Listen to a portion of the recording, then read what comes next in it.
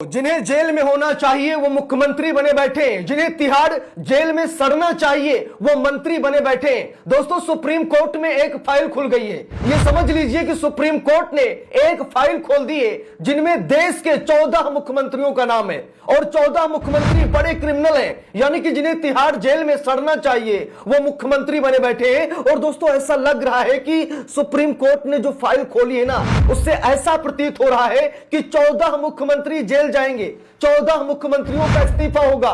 एक एक मुख्यमंत्री का मैं आप लोगों को नाम दिखाऊंगा और उन मुख्यमंत्रियों पर कितने मुकदमे लगे, कितने बड़े बड़े क्राइम और कांड किए। दोस्तों, आज इस वीडियो में हम चर्चा करने वाले हैं, क्योंकि सुप्रीम कोर्ट ने, गौर से सुनिएगा, सुप्रीम कोर्ट ने फाइल खोल दी है। सुप्रीम कोर्ट ने मुख्यमंत्रियों का डेटा मांगा था कि कितने क्रिमिनल मुख्यमंत्री हैं, जरा हमें लिस्ट दीजिए, और वो लिस्ट सुप्रीम कोर्ट में पहुंच गई है। और दोस्तों, ऐसा प्रतीत हो रहा है कि 14 मुख्यमंत्री, 28 में से 14 मुख्यमंत्री क्रिमिनल हैं, यानी कि आधे क्रिमिनल मुख्यमंत्री बने बैठे।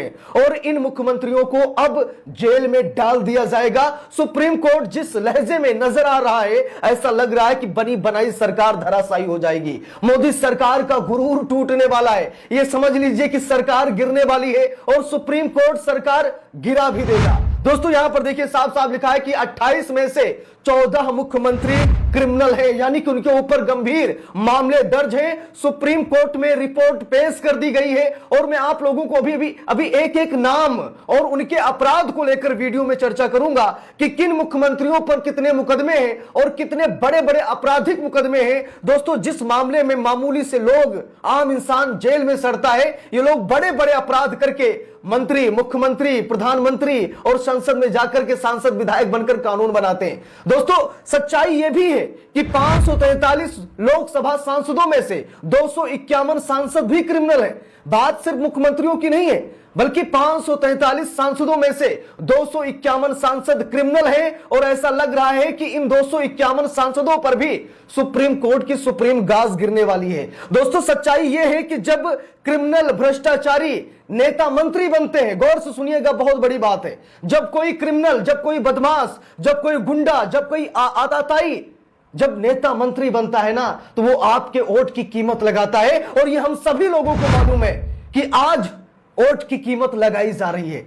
हमने बिहार में देखा 10-10 हजार रुपए में वोट खरीदे गए। हम लोग उत्तर प्रदेश में भी देख रहे हैं, जहां पर मुख्यमंत्री योगी आदित्यनाथ 50-50 हजार रुपए आपके एक वोट की कीमत लगा रहे हैं। तो दोस्तों, ये हकीकत है कि जब कभी कोई क्रिमिनल सत्ता में आने के लिए तड़पता है ना, तो वो ऐसे ही दांव लगाता है, ऐसे ही वोट खरीदता है। वो अपने काम के दम पर नहीं, बल्कि नोट के दम पर वोट खरीदने की कोशिश करता है। दोस्तों, अब मैं आप लोगों को उन मुख्यमंत्रियों का नाम दिखाने जा रहा हूं जिन मुख्यमंत्रियों पर बड़े बड़े आपराधिक मुकदमे लगे हैं, यानी कि ऐसा लग रहा है कि वो सब जेल जाएंगे। लेकिन जरा यहां पर देख लीजिए, उत्तर प्रदेश की एक रिपोर्ट है, उसके बाद मैं आप लोगों को सभी मुख्यमंत्रियों के नाम यहां पर दिखाता हूं। देखिए, न्यूज 18 इंडिया की रिपोर्ट भी है, लिखा भी है, महिलाओं को मिलेंगे 50-50 हजार रुपए, चुनाव से पहले मिलेगी 20,000 की किस्त। जरा देखिए, चुनाव से पहले मुख्यमंत्री योगी आदित्यनाथ 20,000 रुपए देने जा रहे हैं। कारण ये दोस्तों कि इन्होंने देखा कि बिहार का चुनाव ये जीत गए 10-10 हजार में, तो उत्तर प्रदेश का जीतना है तो दाम बढ़ाना पड़ेगा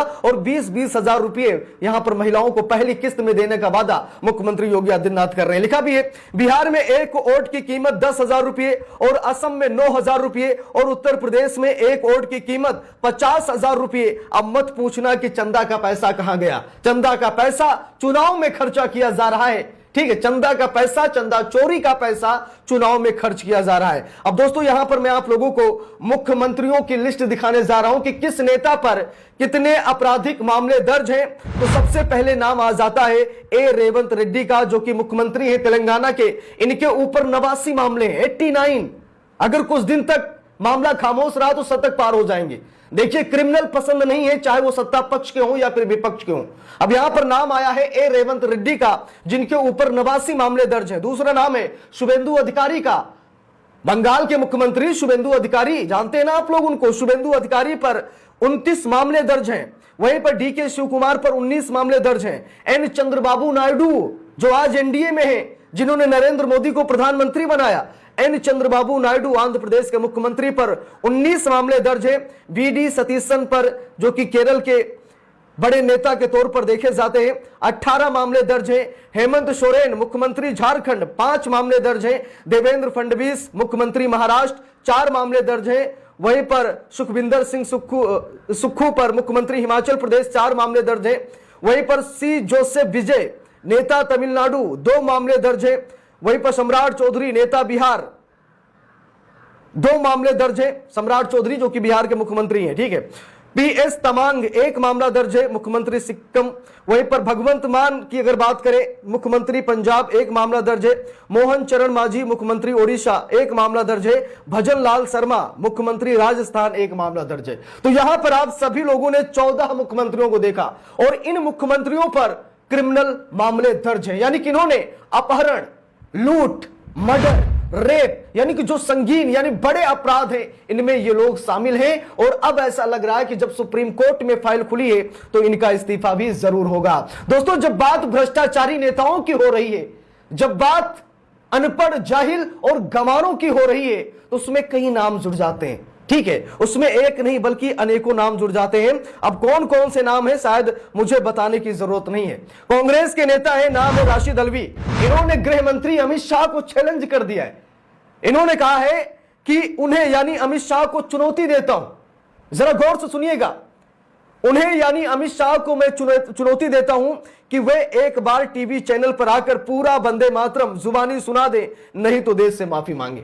अब यहां पर देखिए, अमित शाह की अग्नि परीक्षा, यह चैलेंज किया जा रहा है कांग्रेस के नेता राशिद अल्वी की तरफ से कि अगर गृह मंत्री अमित शाह पढ़े लिखे हैं, अगर सच में उनमें ज्ञान, हुनर है, अगर सच में वो चाणक्य हैं, तो टीवी चैनल्स पर आए और वंदे मातरम सुना दें। अगर ना सुना पाए तो देश से माफी मांग ले।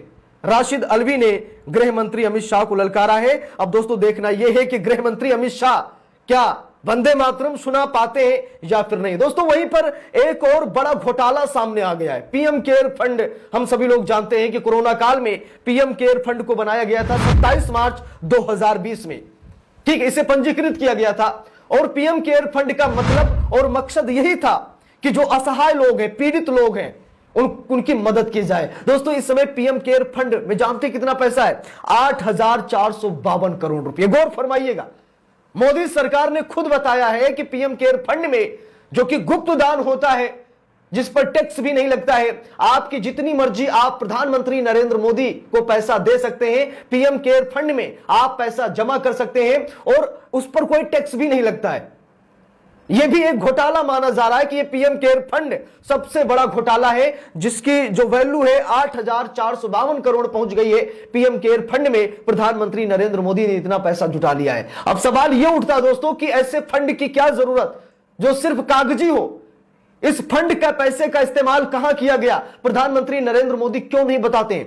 दोस्तों, यह सबसे बड़ा घोटाला है और मुझे लगता है कि पीएम केयर फंड की जांच होनी चाहिए। ईडी, सीबीआई इस मामले की जांच करे ताकि पता चल सके कि कंपनियों से, लोगों से जो पैसे लिए जा रहे हैं, ये पैसे कहां जा रहे हैं। ठीक है दोस्तों, बात यहीं तक नहीं है। राम मंदिर चंदा चोरी मामले को लेकर भी बड़ी रिपोर्ट आई है, जहां पर एसआईटी ने अपनी जांच राम मंदिर ट्रस्ट को सौंप दी है। हैरान करने वाली बात है कि चोरी करने वाला भी राम मंदिर ट्रस्ट है और एसआईटी ने जांच करके रिपोर्ट राम मंदिर ट्रस्ट को भेज दी है। चोर चोर मौशेरे भाई, अगर चोरी राम मंदिर ट्रस्ट की तरफ से की गई है, चंदा चोरी, अगर वही इस मामले की जांच करेगा और फाइनल रिपोर्ट अगर उसे ही भेज दी जाएगी, तो जरा समझिए किस तरीके से लीपापोती की जा सकती है। तो जैसा कि मैंने शुरू में आप सभी लोगों से कहा कि जो चंदा चोरी का पैसा है वो चुनाव में खर्च किया जा रहा है और एक वोट की कीमत बिहार में 10,000 रुपये थी, असम में 9,000 रुपये थी और उत्तर प्रदेश में 50,000 रुपये। अब कौन बिकेगा, कौन झुकेगा, कौन दिखेगा, ये समय बताएगा। बाकी इस पूरे मामले को लेकर आप लोगों की क्या राय है, कमेंट करके जरूर बताइएगा। वीडियो को लाइक, शेयर